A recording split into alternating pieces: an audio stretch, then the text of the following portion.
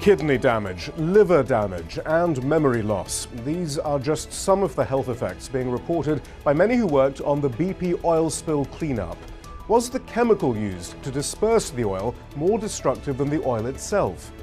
Plus, President Barack Obama's divided administration. The Environmental Protection Agency objects to the State Department's review of the Keystone Pipeline. You're watching Inside Story Americas from Washington.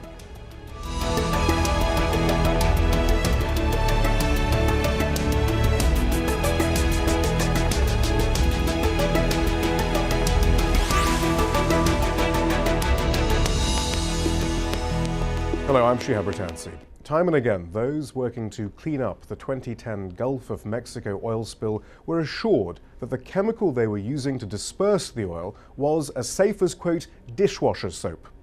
According to a new report released by the Government Accountability Project, nearly half of workers reported that their employers told them Corexit did not pose a health risk.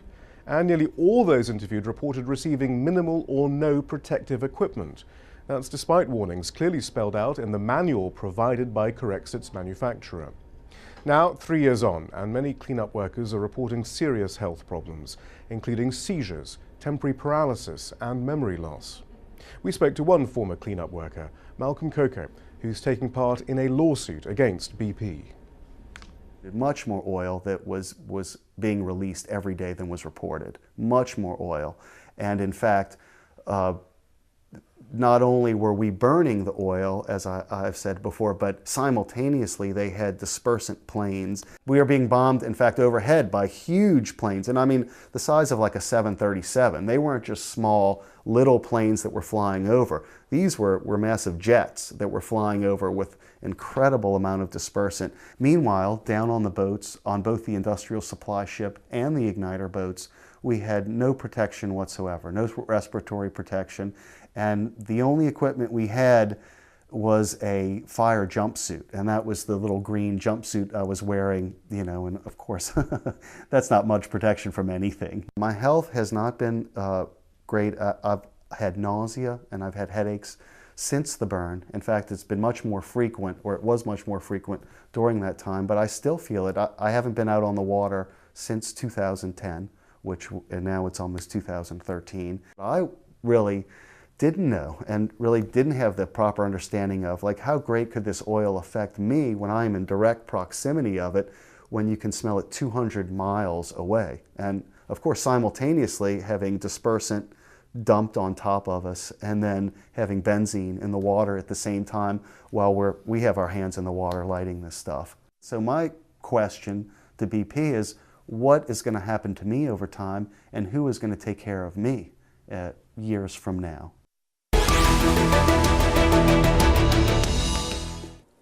And joining us from Baton Rouge, Louisiana, is Marylee Orr. She is the executive director of the Louisiana Environmental Action Network, which worked closely with the Government Accountability Project on this new report. From Metairie, Louisiana, we're joined by Daniel Becnel, an attorney representing plaintiffs against the manufacturer of Corexit. And from New York, we're joined by independent journalist Mark Hertsgaard. Marylee, first of all, then, perhaps help us understand how this report was compiled, who exactly was spoken to. It seems to be an interesting combination of whistleblowers, workers, and residents. Tell us more. Right. Well, we started getting calls right after the rig went down. We got calls from fishers, from their wives, telling us they were sick, then divers who dove for NOAA, and GAP found out about it, got in contact with the divers, got in contact with us, and then Mark did a great job, I think, of making the story come to life and telling about Scott and Jamie and Jory and all the people, many, many people, like the young man who spoke earlier, whose lives are forever changed. Well, Mark, perhaps you can tell us a bit more about the sort of symptoms that you have compiled. Yeah, I should just clarify here, I'm not part of the Government Accountability Project. I am an independent journalist, and I reported on this separately for Newsweek magazine, and we broke this story the day before the 3rd anniversary of the spill. I went down and reported on the basis of a lot of the GAP investigation, went back and re-reported, talked to many of their same sources. I talked to a lot of workers and shipboat captains who went out on this cleanup job. And basically none of them told me that they had been given any kind of preparatory training.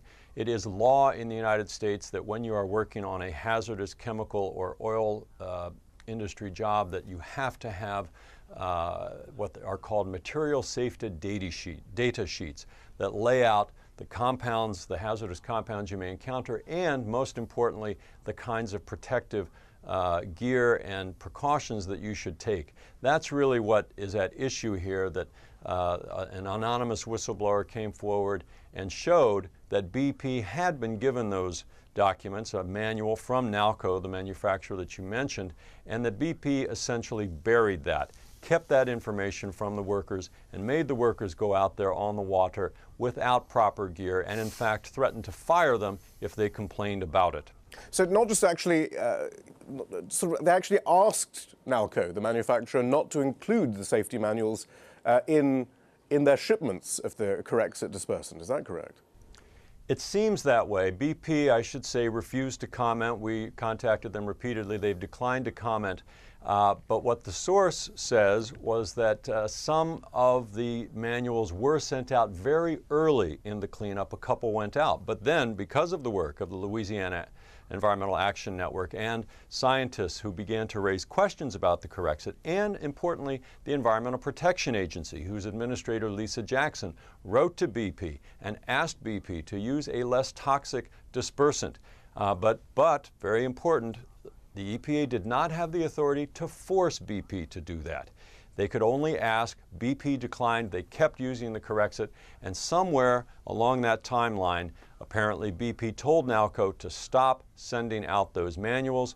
And so I'm told that right now, someplace in the offices or the factory of Nalco, there is a very large room filled with hundreds of these technical manuals that essentially are the smoking gun to what I call the cover-up. BP essentially mounted a cover-up here with that dispersant. They made that oil spill disappear, at least from the world's television screens. And I think that accounts for a lot of why, 3 years later, what President Barack Obama called the worst environmental disaster in American history has been essentially forgotten by most of the country. Most of the U.S. media has forgotten it as well. So we were happy at Newsweek to be able to put this back on the agenda. Well, we did ask BP for a statement to respond to this latest investigation and the long-running allegations against Corexit. This is what they said. It's pretty standard, I think, from many of their other statements. Quote, use of dispersants during the Deepwater Horizon oil spill was coordinated with and approved by federal agencies, including the U.S. Coast Guard and the EPA. Based on extensive monitoring conducted by BP and the federal agencies, BP is not aware of any data showing worker or public exposures to dispersants that would pose a health or safety concern. So lots to analyze there. But Daniel Becnel, first of all, I mean, those manuals specifically mention Corexit 9527, Corexit 9500, which were used on the oil spill, and there would appear then to be a direct correlation with the sort of symptoms that have been collated from all these witnesses and the warnings in those manuals. Is that correct? That is correct. In every medical school, every toxicologist knows there are books dealing with this. Castleret and Dools, The Basic Science of Poisons. This is where the start of MSDS sheets took place. This chemical, by the way, was used in the Exxon Valdez case. And Exxon jettisoned this chemical and sold it to Nalco, who wound up using it, and it would be okay to use it in a small pond or maybe a 10-acre oil spill, but not the way they were doing it with my client and hundreds of workers who were cleaning up this spill. The MSDS sheet tells you exactly what you have to have: respirators, chemical gloves, chemical boots, Tyvek type suits, and none of them had it. And in addition, Malcolm Coco was corralling the oil, and then he would take a firebomb and throw it in the middle of it, and he'd have to stay with the burning Corexit and oil until it went out. And then he would do it over and over and over again. It was massive. If you thought the Kuwaiti oil fires were massive, you should have seen these fires. He has pictures of it all, which they didn't want him to take. but he kept them anyhow. What seems to be clear, Marylee, is that the reason why protective gear, why BP and the government, for that matter, didn't want protective gear to be used was, again, to minimize the impression of the disaster. Yes, go ahead. Right. I have so much to say. One of it, I want to say, we've been bamboozled, as a friend of mine would say. We were bamboozled by BP. We actually went out as a result of talking to the folks in Alaska and bought protective gear for our fishers who love the Gulf so much they were willing to give their life to save it. But as one man said, I was willing to catch on fire, but I wasn't willing to be sick for the rest of my life. And when our fishers tried to use their protective gear, they were told that they would be fired or relocated. They were not allowed to use any protective gear. And what Mr. Becnel was talking about, to me, looked like Dante's Inferno. Really, it is not like anything I've ever seen in my life. I've worked on environmental issues for 26 years. I've known folks who've been lighters, folks who worked the VU boats, folks who were tourists, and people were dizzy, headaches, vomiting, chest pains, palpitations, a lot of bleeding, anal bleeding, ear bleeding, breast bleeding. I can't even begin to tell you, my phone rang for a year and a half, nonstop, a wife calling that her husband was on the floor having a seizure. What could she do? I've never seen a catastrophe like this. And then I felt like this iron curtain of silence fell around the Gulf where we couldn't get our voices out. No one heard us. No one seemed to care that our beloved Gulf was in dire danger. We were a living experiment after this burning and the Corexit. Because if you take Corexit and sweet crude oil and you mix them together, they become at least twice as toxic. So you have the oil and the Corexit, and you're exposed to that, you can have serious, serious long-term health effects. Excuse me. I get very upset about this, you can tell. No, well, I can see why. But Marylee, I mean, we mentioned the EPA there and Lisa Jackson, who was the head, and of course, she did have no power to tell BP not to use Corexit. Having said that, in interviews, I think actually in Mark's article in Newsweek, she seemed to be suggesting, though, that it was a calculated risk, that they sort of knew the damage that it could cause, but it was a choice between damaging the deep water and damaging the coastal shallows. And so, I mean, it was an interesting statement from her that they didn't realize that there were risks here, but this seemed to be the lesser risk. There was some cost-benefit of evaluation, I guess. I met with the administrator very early on before she wrote that letter and said I felt the biggest mistake we made was the use of dispersant and the fact that we didn't have worker health and safety protective gear. That the president hadn't addressed it, BP was not allowing it, and the administrator said that she had to do exactly what you said, make a calculated decision. We have 7,000 miles of marsh in Louisiana. There's like 400 or so feet in miles in Mississippi and so much in Alabama. We got the mother lode of oil, and yet our people who wanted to save the Gulf were not allowed to protect themselves. It's incredible. And I went to the Incident Command Center, and it was NOAA and BP and the Coast Guard and EPA, and I assure you, I very soon got the sense that the people who were in charge were BP, not EPA, not NOAA, not any other agency from the United States. But very quickly, Marylee, I mean, clearly Lisa Jackson of the EPA knew there was going to be damage in the deep water. How much damage is there now? What damage do we still have then on the seabed? Well, our fishers are reporting that what's in the article in Newsweek and many other articles, there's a loss in catch, there's a big decline. And what really concerns me, they're seeing a lot of deformities. Eyeless shrimp, crabs with problems, lesions on redfish. So not only is the catch down, but they're seeing these deformities that they had never seen before.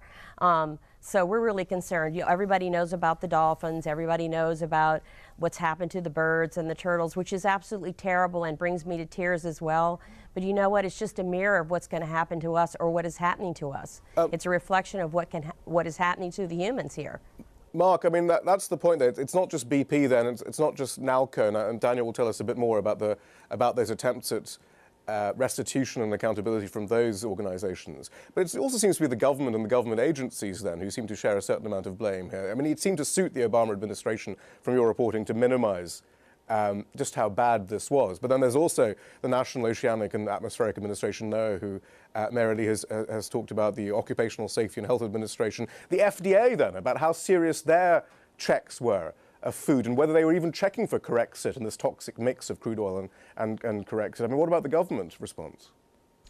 Yeah, I think that's a very important point. Certainly BP is the chief villain here, but it had a lot of accomplices, and this is a systemic problem. If you look at the report that was done by the National Commission appointed by President Barack Obama to look into this, that's what they identified, that systemically we were not prepared for this oil spill. BP, and if it would have been Chevron, if it would have been ExxonMobil, I don't think it would have played out very differently. They had all had the same kind of preparation. So the contingency plan for dealing with this, you may remember at the time it became a bit of a scandal that they had just taken paragraph by paragraph the same plan that had been used up in the Exxon Valdez 20 years ago. So they talked about how they would deal with walruses.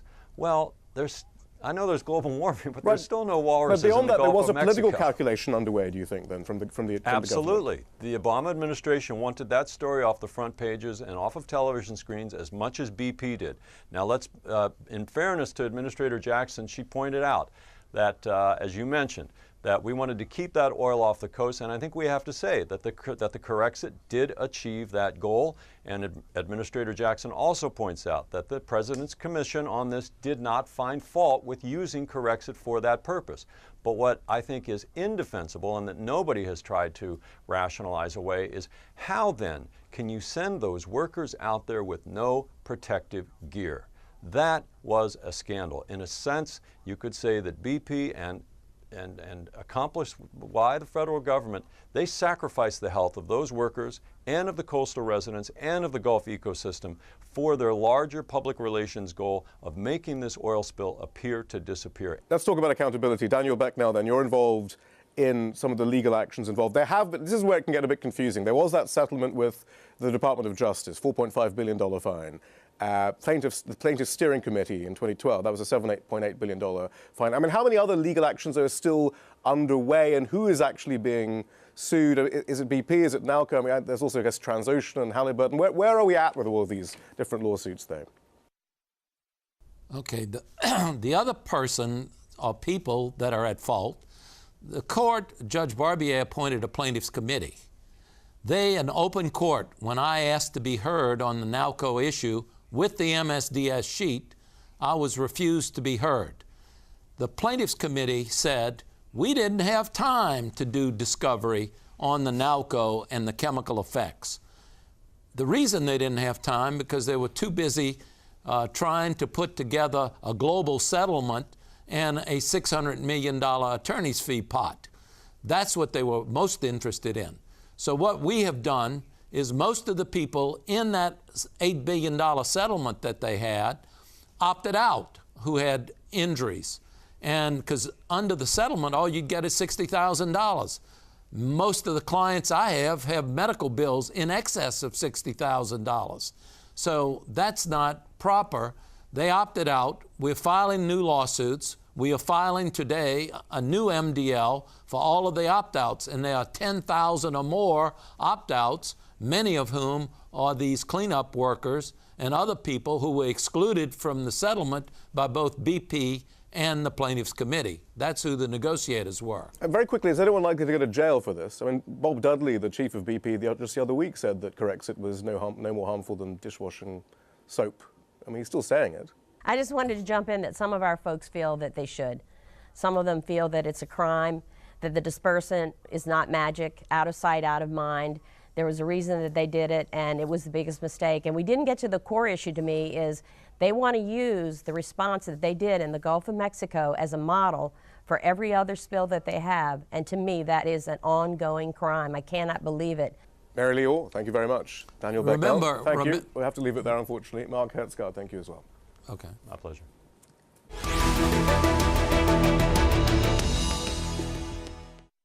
The U.S. Environmental Protection Agency has criticized the State Department's review of the Keystone XL pipeline project, which seeks to bring tar sands oil from Canada to the southern U.S. state of Texas. The EPA lists detailed concerns regarding greenhouse gas emissions and pipeline safety, concluding that the State Department's environmental impact assessment was insufficient.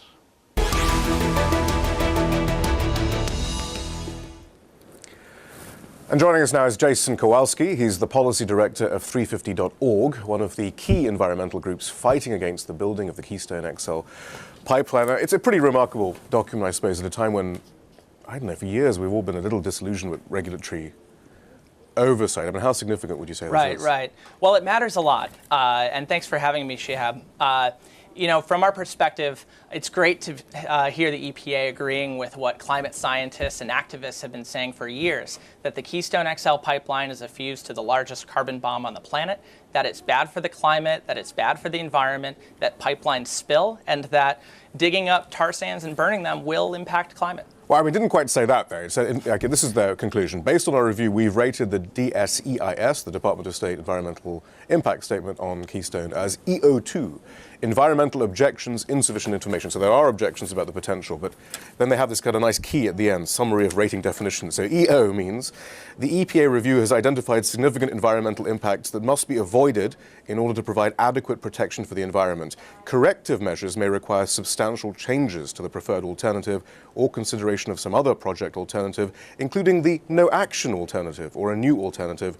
EPA intends to work with the lead agency to reduce these impacts. I guess that's so basically they say, I mean, there might be corrective things that could be put into place that assuages their fears then? Right. You bring up some great points. The key word for us is insufficient.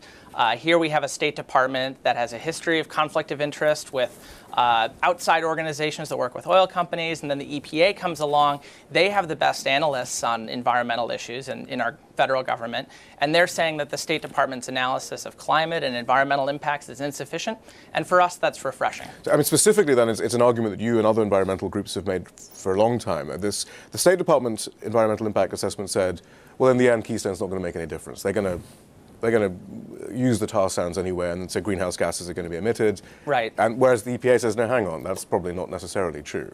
Right. And, to some degree, this is common sense. It's funny that we need to hear it from a bureaucratic agency like this, but we know that burning fossil fuels will have a climate impact. And that's why you saw 40,000 people turn out protesting this pipeline in front of the White House at the largest climate demonstration we've seen in the history of this country a couple months ago. But specifically, the State Department says, look, this argument, or rather the EPA says, look, the State Department argument that, look, they'll just stick it on the railways instead. Right. That's no guarantee. There's no guarantee that that's going to happen. We think that if we stop this pipeline, a lot of that carbon's going to end up staying in the ground. And if you ask a climate scientist, they'll say that we have enough known reserves of carbon that oil companies own and have access to cook the planet 5 times over. We know that to stop climate change, to really take this issue seriously, we're going to need to leave some of that carbon in the ground. The other finding from the EPA is that certainly much more work is needed if you're going to have an environmental impact assessment on pipeline safety. And the effect specifically of diluted bitumen, dilbit oil on the environment, which of course we saw, which really was brought home to a lot of us with the spill in Arkansas not so long ago, in Mayflower, Arkansas, where there were terrible consequences, or at least we think there were, because there's a bit of a blackout, really, on press coverage. Well, you don't really have to be a pipeline expert to realize that pipelines spill and have consequences. The photos from Arkansas are stark, and we're expecting the same kind of spills from Keystone, and the State Department's analysis of the spill potential is insufficient, says the EPA. So what happens now? You have this EPA assessment. Mm-hmm. There are some groups who are suggesting that the State Department's already kind of broken the law because it didn't meet the environmental impact standards required under the National Environment Policy Act. But do we see that as one route going forward now? Or? It is. I mean, the bottom line from our perspective is you've got the executive branch and different agencies say different things about the pipeline and its impacts. At the end of the day, this is President Barack Obama's decision. It's his decision whether or not to side with the oil companies and build this pipeline that they've wanted to build for years, or sign with activists and climate scientists who say that enough is enough, it's time to stop climate change. Although theoretically it's John Kerry's decision now, but I guess has he made any statements? And is there any time frame now that we have, though, for when this decision will actually be made? Right. Well, the time frame is somewhat ambiguous, but we know we're not expecting a decision before the end of the summer or the fall. So the EPA and State Department have said that they accept public comments on this, and we're trying to do our best to make our own public comments. We had hundreds of people out in a snowstorm in central Nebraska last week protesting this pipeline, saying that they don't want spills in Nebraska like they had in Arkansas, and we don't need any more climate change either. Jason Kowalski, thank you very much. Thank you. And that's it from the team in Washington, D.C. for now.